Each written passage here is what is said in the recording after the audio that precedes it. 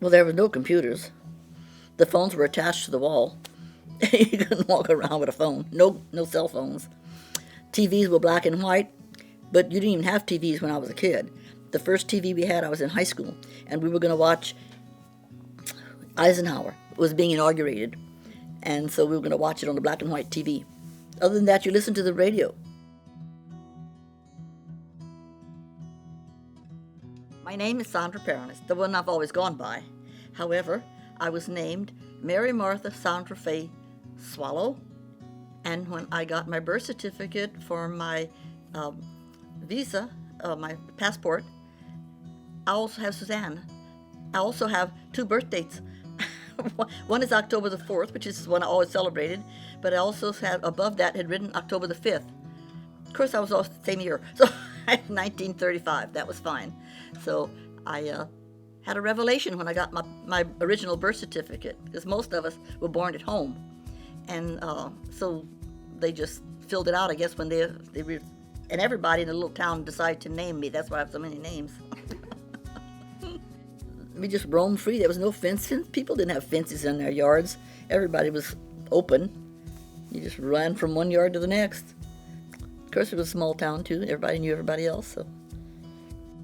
And my horse was borrowed from the neighbor, and it was a boy. So they would race those horses. So when they started going home, my horse thinks it's racing. So Ed goes down, and I couldn't control this horse. Went down the middle of that highway.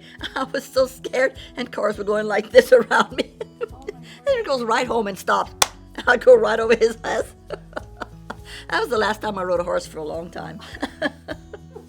At that time, a white street was popular in your hair, and everybody had one. So I'm going to do this, and I think it was peroxide we used, and I kept dabbing at it and dabbing at it. It wouldn't get white down. I didn't know you'd finally make a sore in your head if you kept doing it. Had a sore spot. Thank goodness I didn't lose my hair there, but anyway. I did get my white spot eventually. Oh, you do all kind of crazy things when you're a kid. My dad, I guess, always had more than one job, because even when we were in Basile, he had a dairy farm, and he was school principal, so, he did two things. Then when we moved to Villeplat, it was the same thing. He had the farm and the teaching, and, he always had more than one job. Started a business, started a tractor store next door to our house, so he started that business too. So he was always busy. The first time I remember seeing Grandpa, really seeing him individually, rather than just a person in the crowd, was, I guess I was probably 12 or 13. He used to work for Burke's Cleaners. Burke was my cousin, married to his cousin, and he worked for him when he was, I guess, summers or maybe while he was in high school, whatever. They used to deliver your laundry or your dry cleaning and come pick it up. So he came to pick up my dad's suits, and he had been dating my sister at the time, and she didn't want to go bring them out to him because she had hair in curlers, so she made me bring them out to him. But after that, he went his way, and he was like 4 years older than me, so, I'm 13, he's 17. That maybe a lot now, but at that time, that was a big difference in age. So, yeah. Then he went off into the service and back to college. That's when we started going out, was when he came back to college after his military service. Well, after that, we kind of started going together, and then after you go together for quite a while, then it gets to be kind of exclusive, and then you go with just that one. It's just we started liking each other, so we just started not going with anybody else. We were married in June of 1956, and the way that came about was my sister got an engagement ring that Christmas, and she told Mom they were getting married. They wanted to get married in April, and I said, oh, well, we were thinking of getting married, but not until in August after summer school. And Mama says, I'm not giving 2 weddings in 1 year. Y'all can just get married together. So we compromised on June. We got married in June. There was no jobs in Louisiana. He didn't like working for the post office, and there wasn't anything else, so we just came here.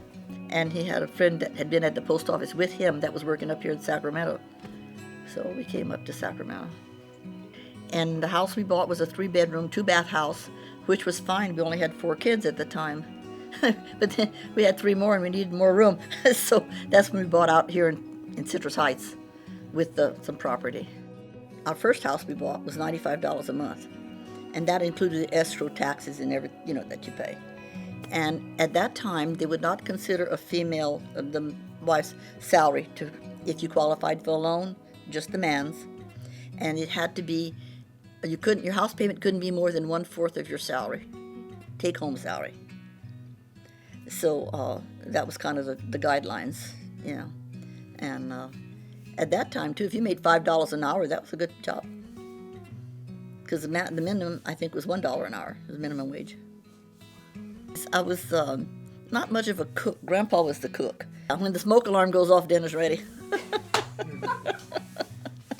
And he didn't have a recipe. He would just put things together and taste it and say, oh, it needs more of this or it needs more of that or whatever. And I never could do that. I could say, yes, I like it, or no, I don't, but I couldn't tell you what it needed. I like to bake. So I would do the cakes and the pies and the bread and that kind of stuff. And it seemed like it doesn't matter. When I started, I always wound up taking cookies out of the oven about the time the kids got back from school. Of course, it always smells so good. And they'd just sit there and eat all those cookies. I said, I wanted some for lunches.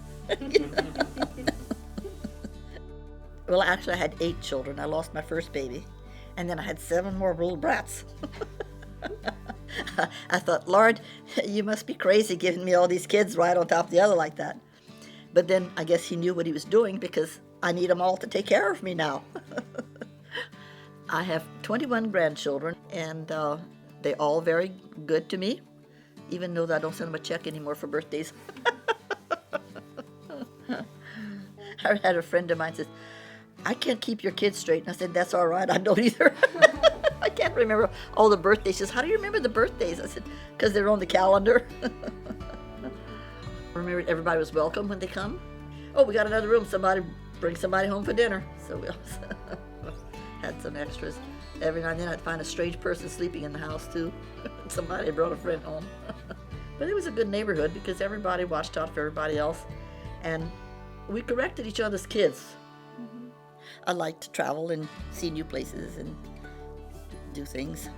Anytime Grandpa said, let's go, I was ready. What the heck? Let's go.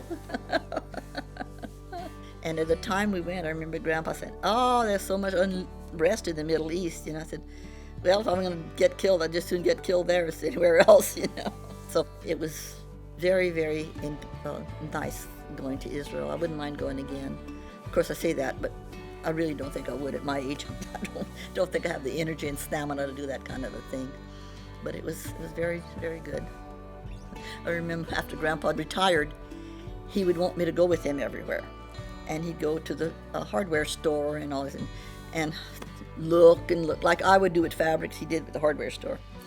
And finally one time I told him, I said, you know what, I don't want to go to the hardware store any more than you want to go to the fabric shop. So you just go to the hardware store by yourself and I'll go to the fabric shop by myself.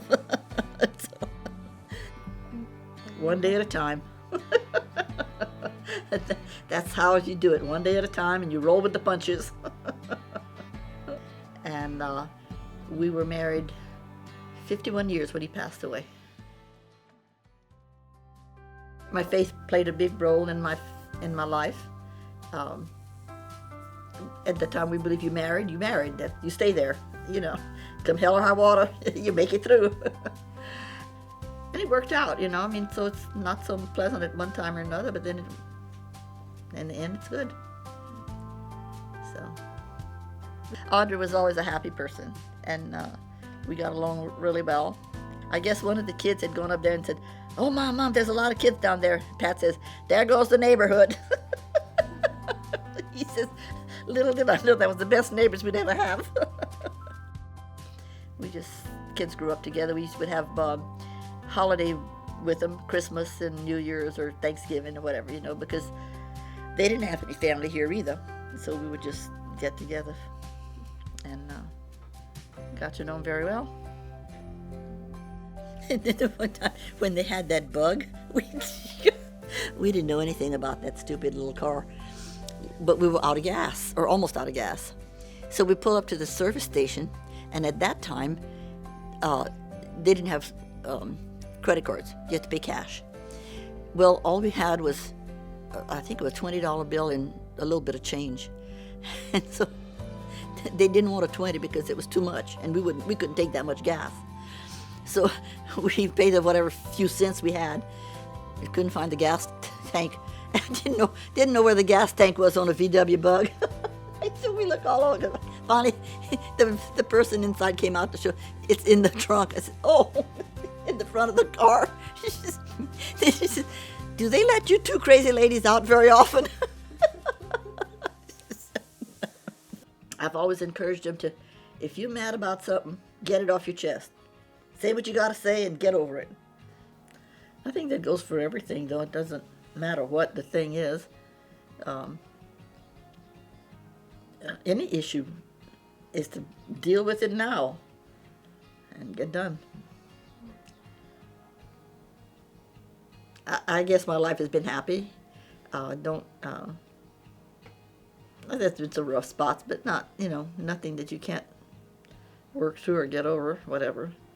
I've been blessed.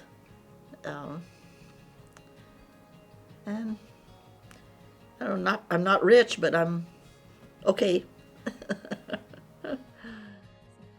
Well, I feel comfortable. I mean, I've got my funeral already paid for and planned. I said, told it shouldn't cost them anything. There should be no reason for them not to go ahead and bury me. And I said, I'm fine. I'm ready.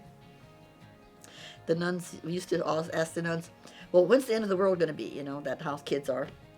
And they say, the end of the world is when you die. That's your end of the world, so worry about that. So just always stay on the good side of the Lord and you'll be all right. My name is Sondra Perron, and I'm leaving a legacy. And everybody in the little town decided to name me. That's why I have so many names. I look so old there. No, you don't. Can't you do something?